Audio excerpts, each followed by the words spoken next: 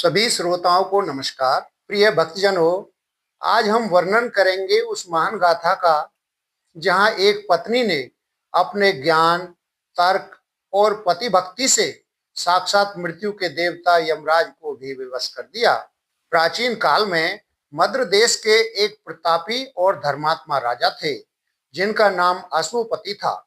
राजा अश्वपति निसंतान थे।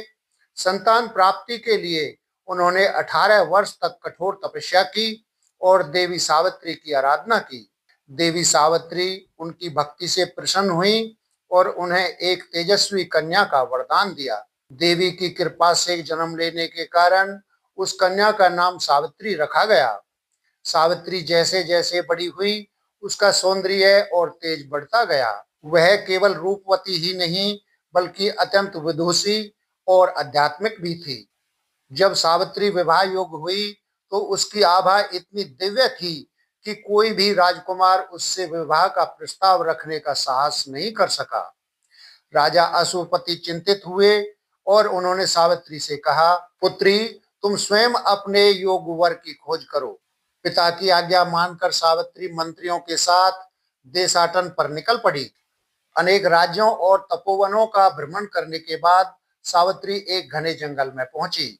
वहां उसने देखा कि साल्व देश के राजा धुमतसेन, जो अब अंधे हो चुके थे और जिनका राज्य छीन लिया गया था, अपनी पत्नी और पुत्र के साथ कुटिया में निवास कर रहे थे। उनके पुत्र का नाम सत्यवान था।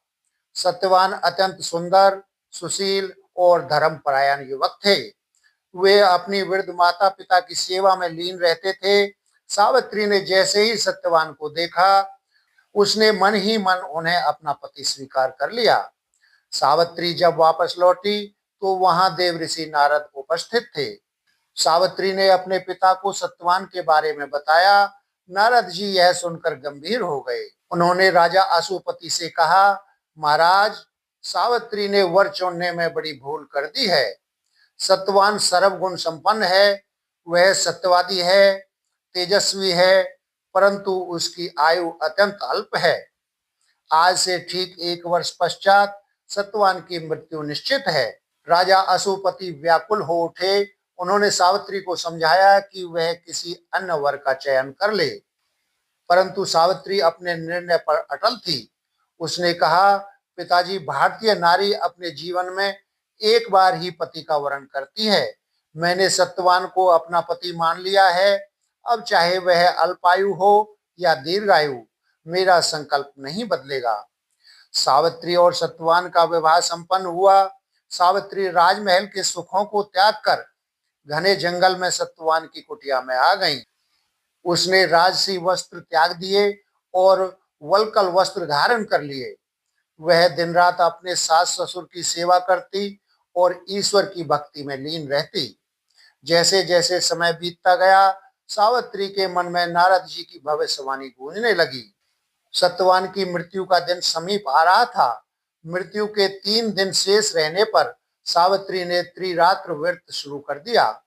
वह भयानक दिन आ पहुंचा। सत्यवान रोज की तरह लकड़ियां काटने के लिए जंगल जाने लगा। सावित्री ने भी साथ चलने का आग्रह किया। सत्यवान के मना करने पर भी सावित्री अपने सास ससुर से आज्ञा लेकर उसके साथ चल दी। जंगल में लकड़ियां काटते समय अचानक सत्यवान को तेज सिर दर्द हुआ। वह पसीने से तरबतर हो गया। वह सावित्री की गोद में सिर रखकर लेट गया। तभी सावित्री ने देखा कि दक्षिण दिशा से एक विशाल काले रंग की दिव्य आकृति आ रही है। वे साक्षात मृत्यु के देवता यमराज थे। यमराज ने सत्यवान के शरीर से उसके सूक्ष्म प्राण निकाल लिए और उसे अपने पास में बांधकर दक्षिण दिशा की ओर चलने लगे। सावित्री चुपचाप यमराज के पीछे पीछे चलने लगी। कुछ दूर जाने के बाद यमराज ने पीछे मुड़कर देखा और कहा, हे पुत्री, अब तुम वापस लौट जाओ। सत्यवान का पृथ्वी पर समय समाप्त हो चुका है। अब तुम्हें उसका तर्पण और अंतिम संस्कार करना चाहिए। सावित्री ने बड़ी विनम्रता और बुद्धिमता से उत्तर दिया, हे धर्मराज, जहां पति जाते हैं वहीं पत्नी को भी जाना चाहिए। यही सनातन धर्म है। मेरी भक्ति और आपके प्रति सम्मान मुझे रुकने नहीं दे रहे। यमराज सावित्री के शब्दों और उसकी निष्ठा से प्रभावित हुए। उन्होंने कहा, पुत्री, मैं तुम्हारी पति भक्ति से प्रसन्न हूं। तुम सत्यवान के प्राणों के अतिरिक्त मुझसे कोई भी वर मांग लो। यह सुनकर सावित्री ने कहा, हे प्रभु, मेरे ससुर अंधे हैं, उन्हें पुनः नेत्र ज्योति प्राप्त हो जाए। यमराज ने कहा, तथास्तु, ऐसा ही होगा। यमराज फिर आगे बढ़े। सावित्री फिर उनके पीछे चल दी। यमराज ने दोबारा रोका तो सावित्री ने फिर से धर्म और नीति की ऐसी बातें कही कि यमराज मंत्रमुग्ध हो गए। यमराज ने कहा, तुम दूसरा वरदान मांगो। सावित्री ने कहा, मेरे ससुर का खोया हुआ राज उन्हें वापस मिल जाए और वे धर्म पूर्वक शासन करें। यमराज ने कहा, तथास्तु, अब तुम लौट जाओ। परंतु सावित्री पीछे नहीं हटी। उसकी दृढ़ता देखकर यमराज ने अंतिम बार कहा, पुत्री, तुम बहुत थक गई हो। सत्यवान के प्राणों के सिवा अंतिम वरदान मांगो और विदा हो जाओ। सावित्री ने अत्यंत चतुराई से कहा, हे कृपा सिंधु, यदि आप मुझ पर प्रसन्न हैं तो मुझे 100 पुत्रों की माता होने का वरदान दें।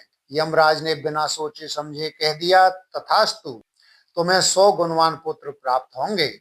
जैसे ही यमराज ने यह वरदान दिया, सावित्री मुस्कुराई और बोली, हे धर्मराज, आप तो सत्य के रक्षक हैं। आपने मुझे 100 पुत्रों की माता होने का वरदान दिया है, लेकिन एक पतिव्रता स्त्री के लिए अपने पति के बिना पुत्र प्राप्त करना असंभव है। अतः अपने ही वरदान को पूर्ण करने के लिए आपको सत्यवान के प्राण लौटाने होंगे। यमराज सावित्री की तर्क शक्ति और बुद्धिमता को देखकर दंग रह गए। वे समझ गए कि इस सती के संकल्प के आगे मृत्यु के नियम भी छोटे पड़ गए हैं। प्रसन्न होकर यमराज ने सत्यवान के प्राणों को पास से मुक्त कर दिया और उसे दीर्घायु होने का आशीर्वाद दिया। सावित्री वापस उसी स्थान पर पहुंच गई जहां सत्यवान का पार्थिव शरीर पड़ा हुआ था। जैसे ही उसने सत्यवान के शरीर को छुआ, वह गहरी नींद से जागने के समान उठ बैठा। उधर उसके अंधे ससुर की आंखों की रोशनी वापस आ गई और उन्हें अपना राज्य वापस मिलने का समाचार भी मिला। सावित्री की सूझबूझ और अडिग प्रेम ने न केवल अपने पति को यमराज के चुंगल से छुड़ाया, बल्कि अपने पूरे परिवार का उद्धार कर दिया। दोस्तों, सत्यवान और सावित्री की यह कथा हमें सिखाती है कि यदि मनुष्य का संकल्प दृढ़ हो, बुद्धि स्थिर हो और प्रेम निस्वार्थ हो, तो वह असंभव को भी संभव कर सकता है। सावित्री का चरित्र केवल एक पौराणिक कथा नहीं, बल्कि नारी शक्ति और बुद्धिमता का सर्वोच्च प्रतीक है। अगर आपको यह कथा पसंद आई हो तो इसे लाइक करें, अपने मित्रों के साथ साझा करें और ऐसी ही आध्यात्मिक और प्रेरक कथाओं के लिए हमारे चैनल को सब्सक्राइब करें। मिलते हैं किसी नई कहानी में, तब तक के लिए नमस्कार।